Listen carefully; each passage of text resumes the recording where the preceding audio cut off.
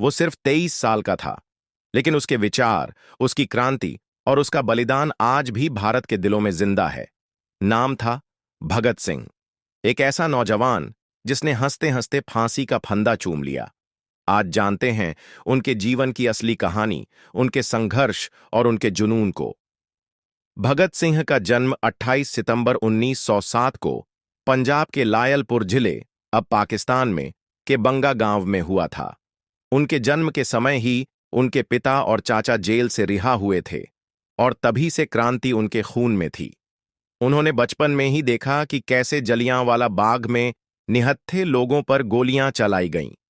वो इतना प्रभावित हुए कि 12 साल की उम्र में ही वो जलियांवाला बाग पहुंच गए। खून से सनी मिट्टी की मुट्ठी भर कर लाए और घर में संभाल कर रख दी। भगत सिंह एक होशियार छात्र थे। लाहौर के नेशनल कॉलेज में पढ़ाई की, जहां वो लाला लाजपत राय और अन्य स्वतंत्रता सेनानियों से प्रभावित हुए। गांधी जी के असहयोग आंदोलन से प्रभावित होकर उन्होंने अंग्रेजी स्कूल छोड़ दिया और खादी पहनना शुरू किया।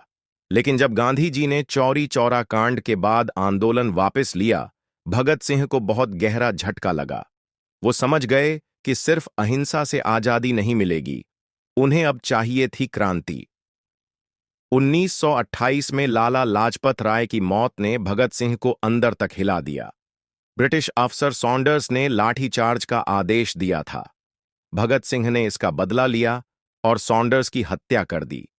इसके बाद उन्होंने रूप बदला, छिपते रहे, लेकिन उनका जुनून नहीं रुका।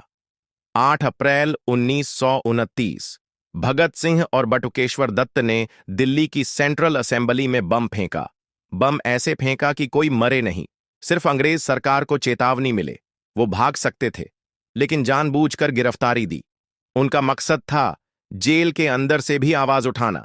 जेल में उन्होंने भूख हड़ताल की और मांग की कि उन्हें राजनीतिक कैदी माना जाए।